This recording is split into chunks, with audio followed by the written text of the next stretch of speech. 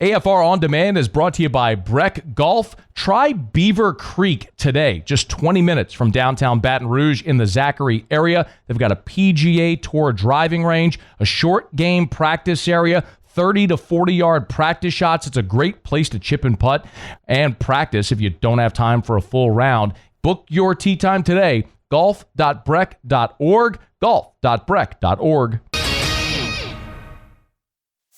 Matt Moscona. I'm very important. After further review. Say it one more time. After further review with Matt Moscona. And here we go. Live from the Raising Cane studio. Let's ride!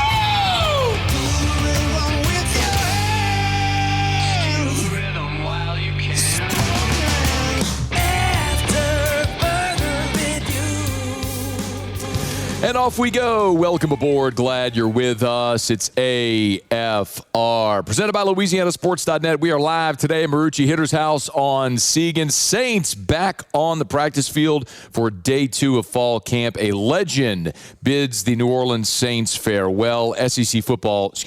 Big Ten football media days wrapping up, and is Easton Royal nearing a decision? Another big-time pick is in. We'll get to all of it over the next 3 hours, but let us begin as we do every single day.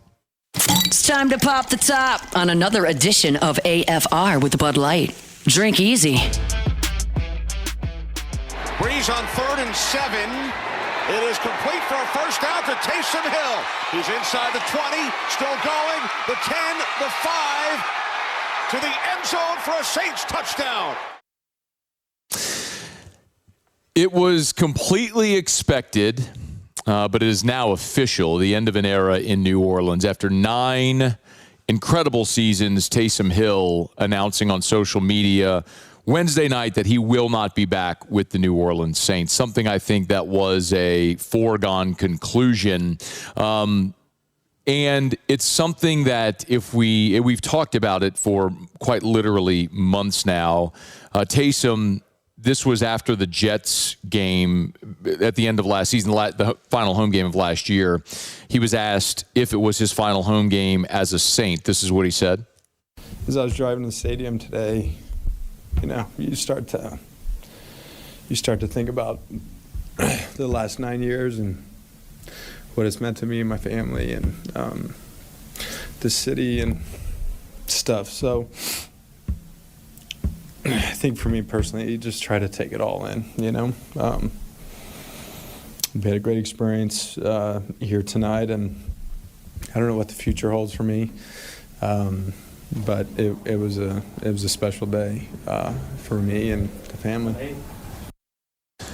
It was very reminiscent of Drew Brees leaving the field after the playoff game against the Bucs during the COVID year when they lost. And I still have the image ingrained in my brain of Drew going toward the locker room, looking back at the dome like one last time. And everybody knew like that was it. And so we all knew that was it for Taysom when he left the dome against the floor against the Jets back at the end of last season. And listen, there was all throughout this offseason, everyone associated with the Saints was non-committal. I mean, in January, in the post-season wrap press conference, Mickey Loomis was asked about Taysom Hill's future. This is what he said in January. I've given him some space, so we'll touch base with him soon. But it's hard to have these conversations right after the end of the season. You want that emotion to go out of it, and give guys some time and space, and not feel like they're pressured to make decisions. And we've got time, so. And then all the way up to June, when Kellen Moore, during minicamp and OTAs, was meeting with the media, the questions persisted. Is there still a possibility to get something done with Taysom, or at this point is that door closed?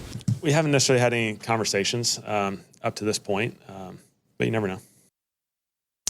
The writing was on the wall. I think we all know it. We could all see it, that was going to be it for Taysom Hill. Interestingly, Taysom did not announce his retirement, just that he is done in New Orleans after 9 seasons, which means there is literally one place where he may go still, and that's to Denver with Sean Payton, who maybe summarized Taysom Hill's career best. This was a post-game comment in 2019 when Sean Payton one of it, obviously 2021 was Peyton's last season in New Orleans, but this was a post-game comment that he made back in 2019 about Taysom Hill, and this really summarizes Taysom. Listen, he's just a football player. I mean, I say that. He's neat to coach. He could play a number of different positions. There aren't many guys like him. First one I've ever coached like him. So while he's developing as a quarterback, I mean, there's a lot of places he's playing, and probably need to keep getting him the ball even more. He's a real good practice player.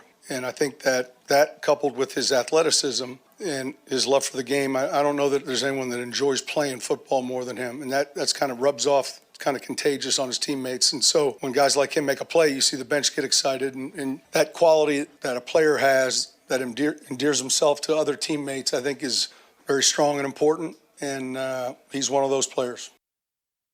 And he was outstanding during 8 of his 9 seasons in New Orleans. Last year, objectively, he was not.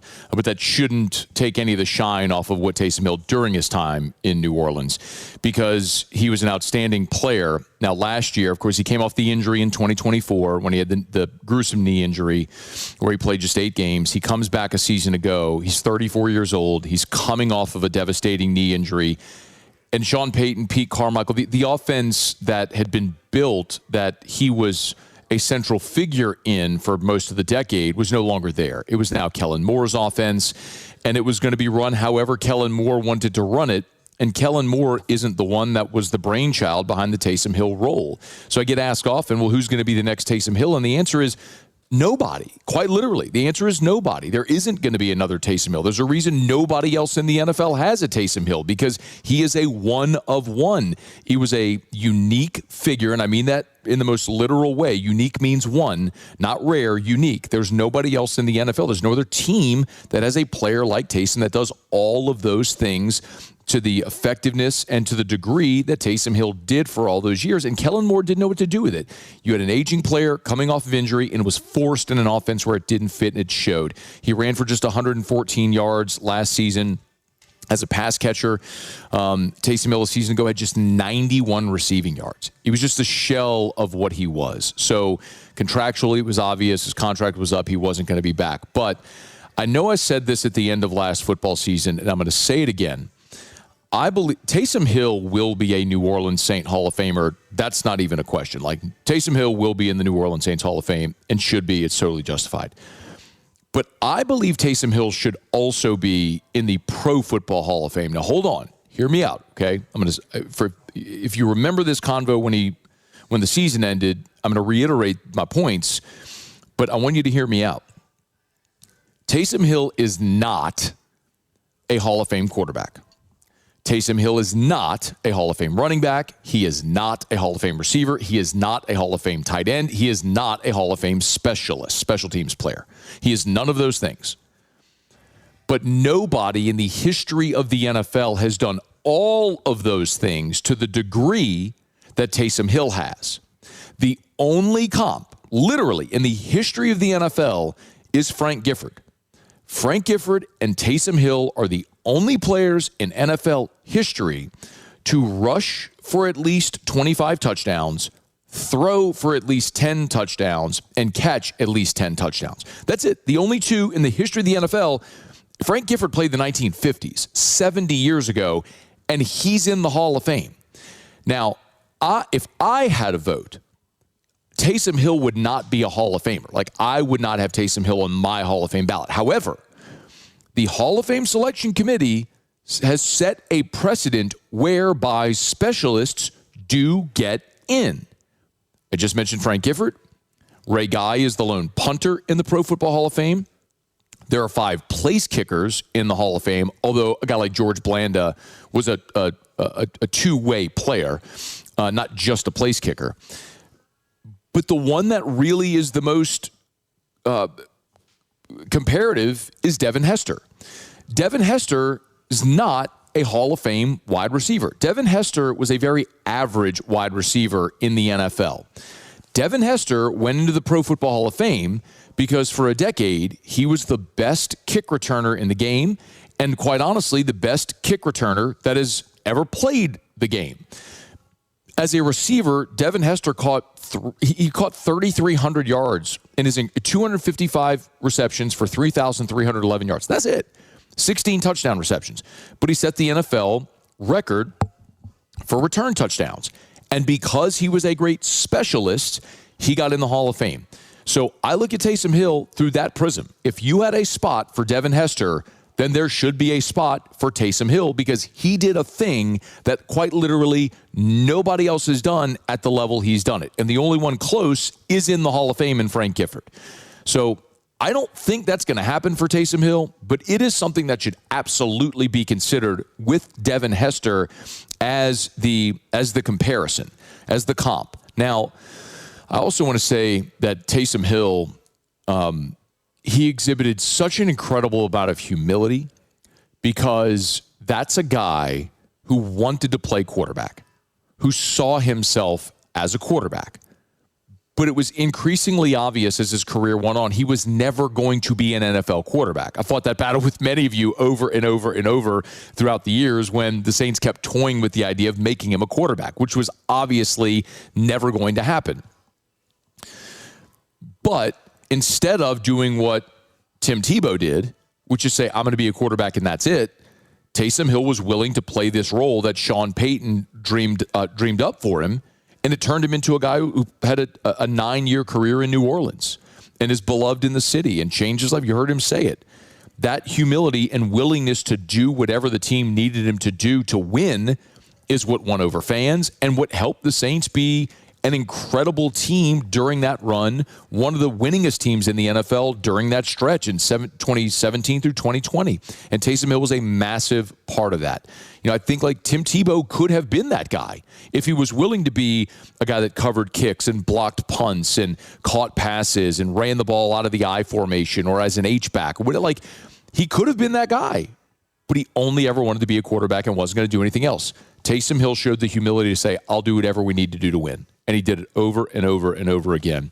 It's a day that we knew was coming, but it is now official. Taysom Hill's time in New Orleans is done. And for all of us, he's one of the greatest Saints we've ever seen. And there has never been one like him before, and very likely will never be another like him again. Congrats on an amazing run, Taysom Hill. 9 years in New Orleans. His time as a Saint is done. All right, it is after further review. We're glad to have you aboard with us here. I do want to get to Saints camp from Thursday, day 2 of camp. We're going to get into that as we move through. Ross Jackson will be here in about 45 minutes. He was out there. He'll give us his recap today. But it was appropriate, I thought, that we start with Taysom Hill. It's just appropriate to give him that space and the respect that he deserves for the time that he spent here in New Orleans and the job that he did. All right, we're here at Marucci Hitter's House. If you're looking for a deal on cleats, turfs, or training shoes, right now at Hitter's House, we got a huge footwear sale going on. Footwear is just $50. What? If you need cleats, turfs, training footwear, now is the time to save. So come see us at Hitter's House, Baton Rouge, right here in Segan Lane. Check out the selection. Grab your next pair of shoes before they're gone. $50 footwear only at Hitter's House. We're going to knock out a quick break. When we come back, we'll switch from the black and gold to the purple and gold. Very interesting is LSU is now 6 days away from hitting the practice field for the first time. Pro Football Focus highlighted a couple of offensive skill guys, and it's not exactly who you think that would normally be highlighted. We'll get to that here as we continue. It is a Thursday edition of AFR. Stick around. AFR. If you want to feel your best, our friends over at Goodwood can help. It's easy. Schedule an appointment. Go do your blood lab draw. They're going to take a couple of vials of blood. They're going to send it off to the lab. They're going to get your hormone levels. And based on that, they can customize a treatment plan for you. Maybe it's hormone replacement therapy. Maybe peptide therapy is what you need. Our friends over at Goodwood can help. Peptides are amazing. We talk about it all the time. I've known about and taken peptides for years now for so many different things. If it's, BPC 157 for muscle and tissue repair, NAD Plus is something I take every single day. It's for cellular optimization and energy levels. If it's something like growth hormone peptides, these stimulate your body's natural production of growth hormones to help you sleep better at night, build muscle, burn fat, have more energy. It's Goodwood. YourGoodwood.com. after further review with Matt Moscona.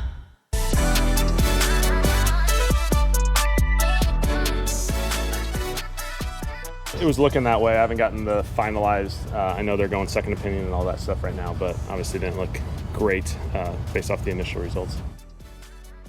That was Kellen Moore when he was asked to confirm Brian Brzez's torn ACL. That's the report from me and Rappaport. Our buddy Nick Underhill over at New Orleans Football had the knee injury first. It was Rappaport who reported ACL. But Moore was asked today after practice day 2 the impact of losing Brzez. Yeah, it's tough. Brian, I thought, played some really good football last year and had a great offseason. It's a bummer for him. At the same time, there's going to be some opportunities for some other guys that they just got to be ready to rock and roll, and that's what all training camp's about. The rarely ever expansive Kellen Moore with his comments. But we'll start to see as they're hitting the practice field more how those rotations go when they get into preseason games. Keeping an eye. I mean, look, I'll be fascinated now to see. Nose tackle was one of the spots that we were really highlighting in large part because Devon Gottschall is one of the veterans that we thought might have his job sort of in jeopardy because of Brzez and Vernon Broughton coming off of injury and Christian Miller coming in. Well, now with Brzez out, I mean, we're still watching that position, but for a completely different reason. So Ross Jackson will be here in 40 minutes, so we'll get his takeaway there and how it looked today on the defensive line. Look, until they put the pads on, it's really hard to tell, but we'll get some reaction from Ross Jackson coming up in just a little bit. Glad to have you hanging out with us here. We're at Marucci Hitter's house right on Segan Lane near Airline Highway in Baton Rouge. Thanks for being here with us. The LSU Tigers will hit the practice field for the first time in fall camp on Wednesday. And it's going to be fascinating to see the offense function with Sam Leavitt. Now, how much they let us see, don't know. We'll keep an eye on it, obviously, as we move throughout. But what's maybe the most interesting part about watching the LSU offense is something we've talked about a lot here, which is they didn't go after a top-tier portal target at receiver or as a pass catcher. Like, Trey'Dez Green is undeniably the most physically gifted pass catcher they have. That's not even a question. The top receiver they got, as far as portal rankings and all that stuff, was Jace Brown from Kansas State. And they added 9 receivers. But it's so fascinating because Pro Football Focus put out their top returning players at each position in the SEC for this year. Now, keep in mind, not necessarily players that played in the SEC a year ago, so transfers count from where they were at their previous spot. But the top-graded Pro Football Focus. Now, this is important to note because we talk about it all the time. I am not someone who really cares very much about lists. I don't care about lists. I don't want your top 10 this, your bottom 10 that, your favorite this, your worst that, your Mount Rushmore that. I think that's lazy summertime topics. Pro Football Focus is different because we're talking about objective data. Now, you can choose. This isn't Pro Football Focus's opinion of who the top receivers, top tight ends are returning in the SEC. These are the guys who were the highest graded players at their positions a year ago coming back for this season. So that's what we're talking about here. And I always say about Pro Football Focus, it is a metric. It's not the metric. It's just something to consider. It's those scouts, those analysts watching the game, assigning a grade, and putting out the metric. It may fall in line with what you see on the eye test. It may fall in line with or differ from what the coaches see. It's just something to consider. But what surprised me is when I looked at the top 10, the Pro Football Focus top 10 receivers returning in the SEC this year, I thought if an LSU receiver was on the list, it would probably be Jace Brown. Because Jace Brown was, again, coming from Kansas State. He's a senior. He's been a contributing player for 3 years there in Manhattan, Kansas. And that's a guy that we all thought would be the highest. He was the highest rated receiver coming in. Or maybe, my apologies. Maybe a guy like Trey Wilson from Florida, former 5-star. Not the case. There were 2 LSU receivers on the list, and Jace Brown is one of them. Jace Brown is the 6th highest rated receiver returning in the Southeastern Conference. So again, he played in the Big 12 last year at Kansas State, but 10 is Shane Carr at Kentucky, 9 is Caden Lee at Missouri, who was at Ole Miss, 8 is Junior Sherrill from Vanderbilt, 7 is Keyshawn Singleton at Auburn, 6 Jace Brown, 7 is Donovan Olagbode at Missouri, 3 is Trell Harris at Oklahoma. 2 is Mario Craver at A&M. And the number 1 highest graded receiver in the SEC returning, Jackson Harris from Hawaii. Do you remember Jackson Harris was the first portal addition? Remember when the portal opened and we were all expecting just this flood of commitments and like a week passes and nobody had committed? And everyone's going, wait, what's going on? What's going on? What's going on? Portal King, that was supposed to be this onslaught. January 2nd, it was supposed to be huge. And then nothing happened for like a week. And the first guy to sign was Jackson Harris, the receiver out of Hawaii. And we're all kind of like, oh, that's the guy? Highest graded Pro Football Focus receiver returning to an SEC team this year, Jackson Harris out of Hawaii. You know what I thought of immediately when I saw that today? Jackson Harris 1, Jace Brown 6. Last week, we were at SEC Football Media Days in Tampa, and Brooks Austin visited with us. I got such great feedback from that conversation from so many of you, so thank you for that. But Brooks Austin played Division II college football, and his thing now is he breaks down film on his YouTube channel. It's called The Film Guy. If you want to go look him up on YouTube, sub up to his channel. Does a great job. The Film Guy, Brooks Austin. And he sat down with us, and we talked a ton about Kiffin, his offense, all this sort of stuff. This is what Brooks said last week on AFR about Kiffin and his receivers. That dude's got something figured out at wide receiver. He takes guys that you look at and you're like, wait a minute. You took a 400-yard wide receiver from Wake Forest? That was Deuce Alexander last year. I thought Deuce Alexander was their second or third best wide receiver. So this guy's got some type of sauce when it comes to identifying the skill sets that best fit what we do on offense. So, yeah, we grab a kid from Hawaii. We grab old buddy from Florida that's constantly banged up, or at least was it, with Eugene Wilson. Trey Wilson. That dude's elite at the start and stop, right? And then the kid from Hawaii is like a 6'3" X body type that can probably get vertical and stop. Jackson Harris. Yeah, to do a lot of this stuff that they do sometimes in the RPO game as well. They got some type of sauce when it comes to identifying wide receivers that might not look like Jeremiah Smith, but they work for us. Yeah. You know what I mean? So yeah, I would never ever just be a namesake guy with Lane Kiffin wide receivers. You know what I thought of immediately? I thought of Sean Payton, New Orleans Saints. They never invested heavily at receiver. They didn't do it. They knew a skill set, a dynamic, a body type, or whatever that they were looking for and plugged it into that offense with Drew Brees.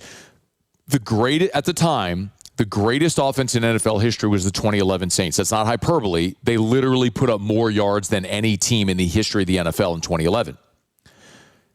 Here were your leading pass catchers. Jimmy Graham, 1,310 yards. Jimmy Graham was a guy who played basketball, played 1 year of football at Miami, and they were like, I know what to do with that, and they turned him into an All-Pro. Marcus Colston, 1,143 yards.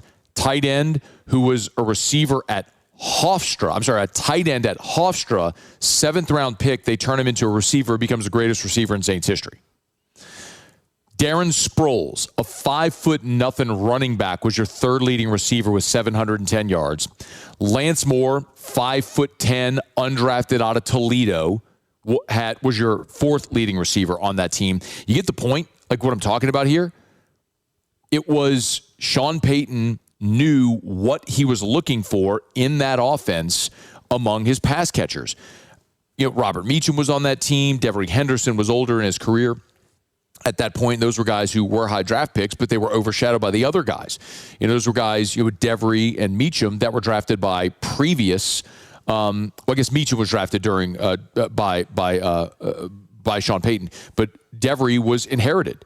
So anyway, all that to say, that's kind of how I look at what Lane Kiffin has done at receiver. He's not going to go spend $3 million on Cam Coleman. He's going to find Jackson Harris. He's going to find Trey Wilson. He's going to find, these guys, Malik Elzy from Illinois, Roman Mothershed from Troy, all these dudes with the skill set that fits what they want to do, and they flourish. A year ago, Ole Miss in that offense had one receiver drafted. It was Deshaun Stribling. That's it. One receiver drafted off last year's team, which is stunning to think. but they were in the college football playoff semifinal and went 11-1 in one of the best offenses in college football because they got guys that knew what they wanted to do. And that's why you got to have confidence in this offense. I don't know if they're going to be the best offense in the country. Are they going to be a better offense than they were a year ago? Darn well should be, considering the track record. Now, it wasn't just receivers. This is the other thing that really caught me off guard. Tight ends. LSU had 2 tight ends. We all know Trey Green's going to be on there. And he was. He's the second highest graded tight end by PFF, returning at a grade of 75.0. Michael Moscona from Texas, 76.8, is just ahead of Trey Dez. But Lakota Dipper from Florida was 3. 4, Malachi Thomas from Pitt. And we almost forget about Malachi Thomas because we talk so much about Trey Green. But, y'all, there were times in spring where they ran 4 tight end sets. You include Zach Race from Oregon as an H-back, and that's who I thought was going to be on the list, was Zach Race. Now, he did not have an offensive statistic last year. Zach Race didn't at Oregon. But Malachi Thomas at tight end, 6'3", 242 pounds. Again, the body style, the body type that they like. He'll sit behind Trey Dez this year, but next year, very well, he'll make an impact this year, but next year really might be the time where he has the big kaboom opportunity. So caught just 13 passes last year at Pitt as a sophomore, but he's got 2 more seasons of eligibility. Actually, with the 5 to play 5 now, he's got 3 more years of eligibility and could very well emerge into that big-bodied pass-catching tight end. It's just validation from an objective metric that what Kiffin and Billy Glasscock and Charlie Weiss are looking for stylistically in their system. They're fine. I mean, of the 4 players I just mentioned, the only one that was here last year is Trey Green. The other 3 are all transfers. And they know what they're looking for. Tigers will hit the practice field coming up on Wednesday. Every time they let us out there, we will have camp reports for you. All right, it's After Further Review. We're glad you're hanging out with us here at Marucci Hitter's house. And actually, just down the street from where we are, you'll find a Hancock Whitney branch. As a matter of fact, you can say that no matter where you are in town. Look, I've been a Hancock Whitney customer for as long as I've had a checking account. Hancock and Whitney were independent and merged years ago, but for as long as I've had a checking account, I've been with Hancock Whitney Bank. HancockWhitney.com/Matt. They gave us our own URL, my name, M-A-T-T, HancockWhitney.com/Matt. 222 ATMs across Louisiana, Mississippi, Texas, Alabama, Florida. 180 full-service financial banking centers. So pop on in to a Hancock Whitney near you. I'm telling you, the great thing is whenever you're traveling around the Southeast, around the conference, you're generally going to bump into a Hancock Whitney branch if you need your bank nearby. Find your banker at Hancock Whitney. HancockWhitney.com/Matt. HancockWhitney.com/Matt. All right, it's After Further Review. Glad to have you hanging out with us here. We're at Marucci Hitter's house on Segan. Come by and see us. Always love popping in here. They got a big-time shoe sale right now going on at Marucci Hitter's house. If it's cleats, if it's turfs, if it's cross trainers, come hang out and take advantage of this great sale today. $50 footwear here at Marucci Hitter's house. Take advantage of the great sale here in the showroom today at Marucci Hitter's house on Segan. All right, it's After Further Review, y'all. Let me knock out a quick break. We'll come back. We'll go around the SEC when we return. And there is an update on the Protect College Sports Act, and apparently they're bumping up against the deadline today. So we'll get into all that as we continue. Stay with us here on a Thursday edition of AFR. AFR.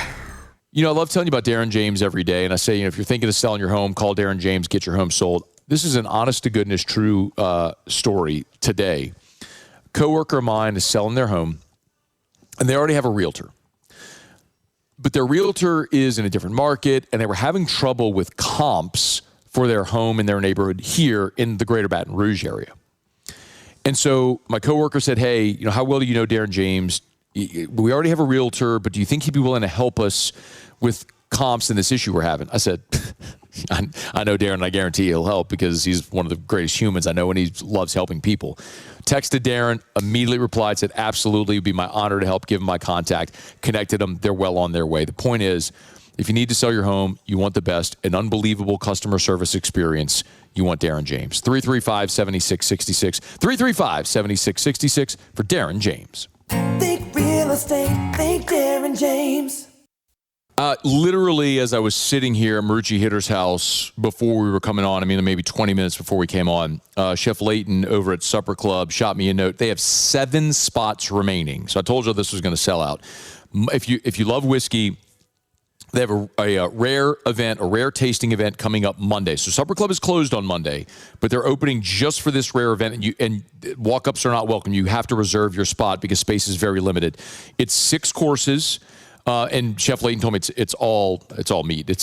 He told me it's a rabbit dish, a Sagrera steak dish, some pork belly. Anyway, he told me it's going to be awesome. But it's 6 courses, and Preservation Distillery bourbon is going to pair each course with a different whiskey. So this is going to be awesome.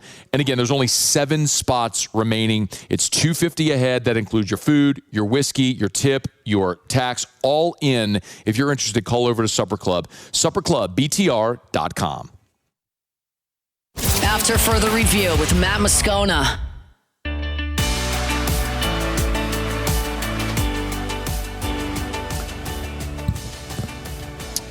Ross Dellinger has been all over the Protect College Sports Act. Interestingly enough, Delly lives in D.C., and it just so happens that one of the formative stories around college athletics is this Protect College Sports Act, where these congressmen and women are trying to push this legislation together, and Dellinger just happens to be right there. It was interesting seeing Ross last week in Tampa. Ross and I are friends and have been for a long time, and we talk and text often, but we don't see each other living in different markets. And just we went to dinner the night we went to Burns Steakhouse. It was me and Hunt and Cobble, and Delly came with us. And just to be with him while all of this is happening, and he's getting calls from senators and congressmen and women and conference commissioners and athletic directors left and right, because he's been one of the central figures of this, covering this story, talking to so many people. A lot of people are calling him trying to get information. So it's funny to see his phone ring and like some Congress person is calling Ross to get information about what's going on, or ADs anyway. But anyway, so he's done an incredible job. Well, Ross has been all over Twitter, and he's got a story updated at Yahoo. But effectively, when Wednesday night came, the SEC and the Big Ten were continuing to oppose the bill despite a delay of negotiations. And time is sort of running out. He noted, Ross did, that lawmakers have sent conferences a last and final version of the Protect College Sports Act.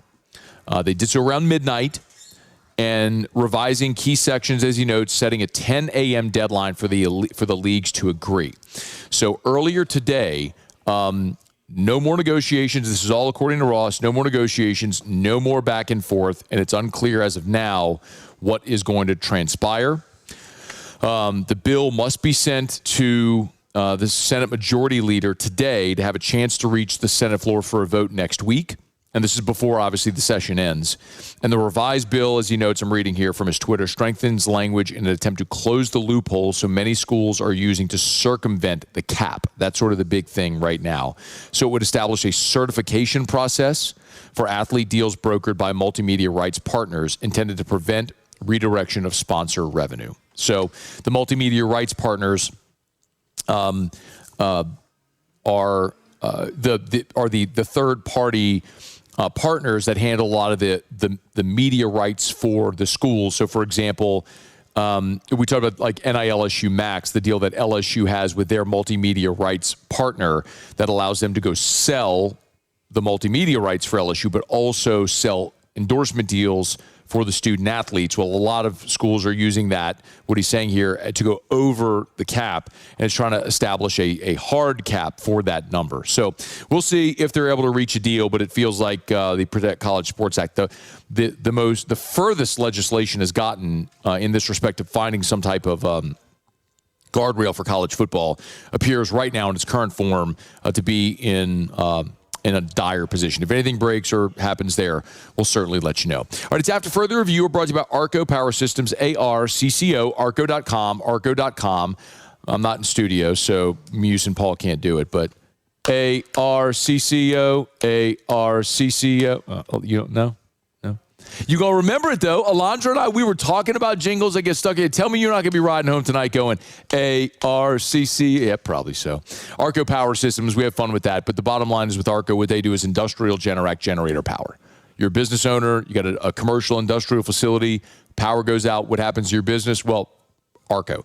Same as your home where you have a standby generator, This is turnkey. Sell, service, install, rent that industrial Generac generator. So for your business, you need generator power, you need Arco Power Systems. And they're not just here in Baton Rouge. I mean, east to Mobile, west to San Antonio, north to Little Rock, draw a giant circle. Anywhere in that footprint, Arco serves you. ARCCO, arco.com, arco.com. All right, since we're on remote, Muse will take it. Here we go. Let's go around the SEC. Around the SEC, bringing you the biggest news from the nation's best conference. The Missouri Tigers. All right, so Missouri defensive tackle Sterling Webb has been granted his TRO against the NCAA, giving him a 5th year of eligibility with the, of course, the new 5-for-5 rules. Told you about this lawsuit earlier in the week. Missouri, they have the roster spot open, NIL packages and rev share available for him. He is expected to return to Mizzou, 13 games with 8 starts a season ago. Tigers begin fall camp on Monday. The Tennessee Volunteers. Tennessee has landed a commitment from 3-star running back Asa Barnes, Hayes Fawcett over at Rivals, first to report that. Barnes chose the Vols over Arkansas, Florida State, and USC. Number 22 recruit out of the state of Tennessee, number 36 running back in the country, the 19th commit for the Vols 2027 recruiting class. The Kentucky Wildcats. Kentucky Athletics Director Jay Batt appeared on Kentucky Sports Radio earlier here in the week and was asked about the future of the Governor's Cup rivalry series with Louisville. Mentioned that there are no plans to cancel that series. He has had no conversations that would be in that direction. Of course, Will Stein has gone on record saying that he would like the series to move to the beginning of the year with the 9-game SEC schedule. That could prove difficult considering rivalry games normally close the season. But as long as you have the mandatory 10th, or the Power 4 mandate, you could see the Governor's Cup Series continue there in Kentucky. Texas A&M! And Texas A&M has announced their Operation Blackout matchup for this season. This will be the 3rd season A&M has had the blackout game under Mike Elko. It will be against Tennessee. Of course, previous ones were against LSU back in 2024, Mississippi State a year ago in Kyle Field. The game against Tennessee will be on November 14th. That's right, Texas A&M, whose colors are maroon and white, they have a blackout game. That's around the SEC. Kool-Aid McKinstry rolled his ankle at practice today. Something I want to ask Ross Jackson about when he's here in 17 minutes from right now. We do have the report up at LouisianaSports.net. Apparently, it is a minor injury. Actually, Muse, can you play that? This was with the question asked to Kellen Moore. Again, Moore is never very forthcoming with any of his answers, but this is how it sounded. Did anything happen with Foley that looked like Ike was out there at the end? Yeah, I think he just kind of rolled his ankle a little bit, so just precautionary, nothing big. So precautionary, they're going to play it safe. You're 2 days into training camp. There's no reason to push anybody. And if nothing else, maybe what that does is give even more of the young cornerbacks an opportunity to get more reps. It's one of the position groups that I've highlighted, I think is very important to highlight because, you lose Alontae Taylor. You're expecting Kool-Aid to step up and be that true, legit number one lockdown corner.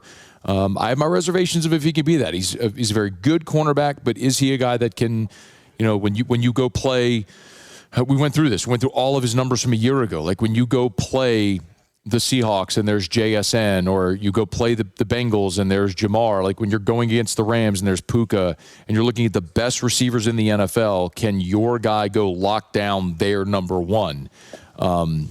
Remains to be seen. So an important training camp for Kool-Aid McKinstry, an important year for Kool-Aid entering year 3. All right, it's after further review. We're glad you're with us. We're here at Marucci Hitter's House, where we'll be until 6 p.m. Y'all come on by. Easy to find us right here on Segan Lane near Airline. Awesome, man. You can always come take the campus tour where they make the official bat of Major League Baseball.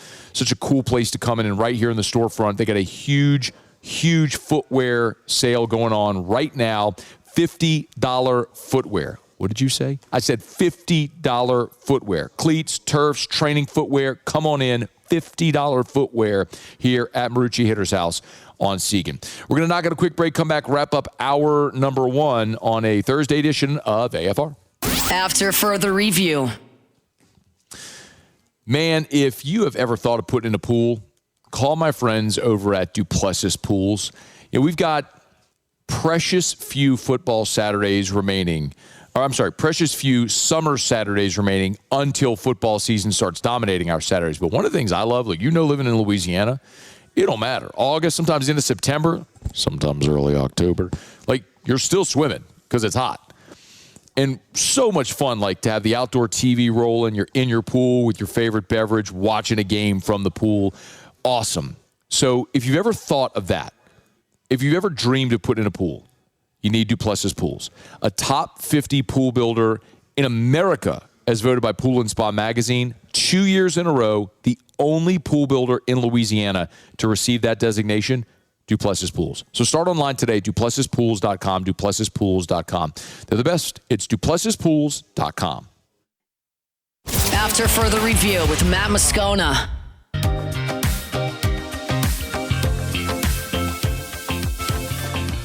Wrapping up hour number 1 here from Marucci Hitter's House. Also wrapping up today is Big Ten Media Days. Our buddy Adam Rittenberg will be here in hour number 3. Covers the Big Ten and college football for ESPN. We're looking forward to that conversation. Sort of just to put a button on all of Big Ten Media Days. But Ryan Day, of course, the Ohio State coach. Anytime the biggest voices in the sport weigh in on the biggest issues in the sport, it's going to be newsworthy and noteworthy. With respect, if the head coach at Toledo talks about revenue share, it's not generally going to generate waves. If the Ohio State coach talks about revenue share and salary cap and all that, it's going to carry more weight. And that's what Ryan Day talked about as far as projected salary caps in this NIL rev share era. Well, I think we all would like to see more structure when it comes to the salary cap and then, how things are handled above the salary cap, call it a soft cap. So I think if you're talking about that, yeah. Do I think the cap should be higher? Absolutely. So, what does that mean in terms of, parity and all that? I don't know, but I can tell you right now, we want to pay our players, and we certainly would like to see that cap go much higher.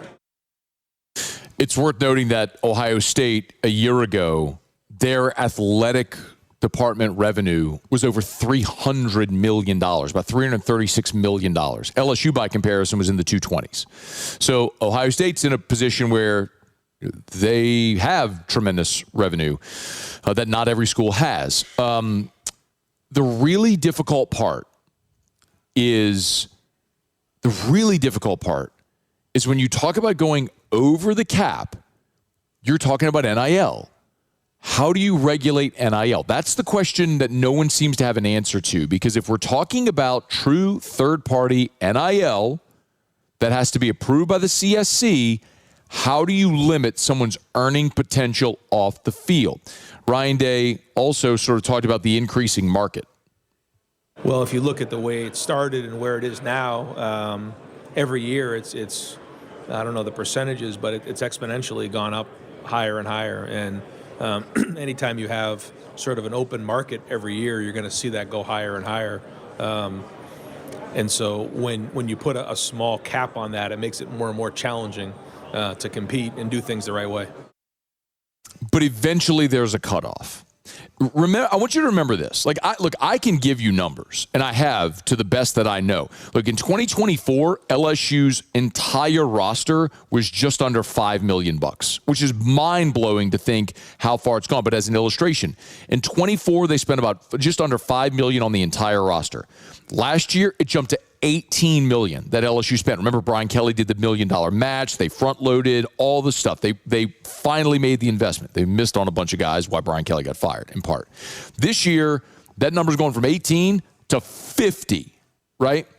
So how much higher realistically can you go year over year? You don't have to take my word for it. That's just me giving you information that I have that's good. Nick Saban said this before Congress. Let me give you the history. My first year we had collective at Alabama, $2.7 million. Next year, $7 million. Next year, $10 million. I retired. Next year, $17 million. Next year, $24 million. Now you have schools that have close to $40 million rosters. So in 2021, the first year of NIL, $2.7 million.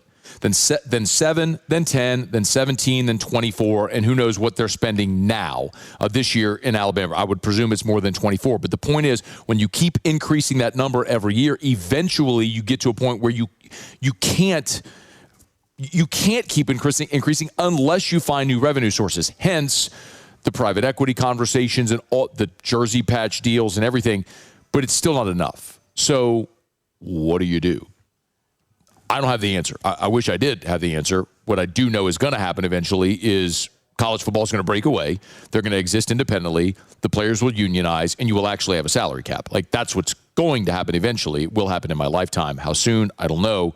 But with the Protect College Sports Act on life support right now, it doesn't seem like it's going to be now. All right, it's after further review. We're here at Marucci Hitter's house. We're glad you're hanging out with us here on this Thursday edition of AFR. Hey, remember, Parish Construction and Roofing, y'all, it rains every day. If you have issues with your roof, let us help you out. ParishBuilt.com, ParishBuilt.com. Do business with someone you know. That's me and Terrio and Tilly, our great staff. And, of course, our new partner, Drew Brees. I've told you, Drew is not a paid endorser. Drew is an equity partner in our company, and we're thrilled to have him. So Baton Rouge, New Orleans, our Austin, Texas branch as well. If you live in or know someone who lives in Austin, and they have issues with their roof, tell them, call Parish Construction and Roofing. ParishBuilt.com, ParishBuilt.com. By the way, commercial, residential, roof repairs, roof replacements. We do gutters. We do soft wash as well. If you need to soft wash your home, your commercial building. We just soft wash Mike the Tiger's cage, by the way. We soft wash the LSU basketball practice facility. We could soft wash any type, any size of commercial building. We'd love to help you out. ParishBuilt.com, ParishBuilt.com. Do business with someone you know, Parish Construction and Roofing. All right, put a button here on hour number 1 from Marucci Hitter's house. Thanks so much for hanging out with us here. Sports Center's coming up. We'll get you caught up on national headlines. When we come back, Ross Jackson will be with us from LouisianaSports.net, Locked on Saints. He was out there in Metairie for day 2 of Saints training camp. How did New Orleans begin to move past Brian Brzee? An update on Kool-Aid McKinstry. What about the backup quarterback battle? We got it all with Ross when we come back. It's AFR. After further review. As we head into the top of the hour, remind you about Shawbill's Tire and Auto Service, ShawbillsTire.com, ShawbillsTire.com, with locations all over South Louisiana. Name brand tires at wholesale prices. They treat you like family because that's what they've done since 1968 when Mr. Charlie opened the doors. Look, and no matter where you are in South Louisiana, there's a location near you. Matter of fact, if I go up to Airline right here, hang a right, there's the Shawbills on the right. If I go left and go up to Burbank, there's the Burbank and Bluebonnet location of Shawbills. Point is, no matter where you are around South Louisiana, in Acadiana, down in Morgan City, there's Shawbill's locations all over. And if you want the best tires on the road at the cheapest price possible, that's Shawbill's. ShawbillsTire.com, ShawbillsTire.com. Hit the promotions tab at the top, and you'll see every single deal they have going on right now, how they'll combine their offer with the manufacturer's offer to give you the best price, and they're always going to treat you like family. So schedule service or shop tires at ShawbillsTire.com. Shawbills, we keep you rolling.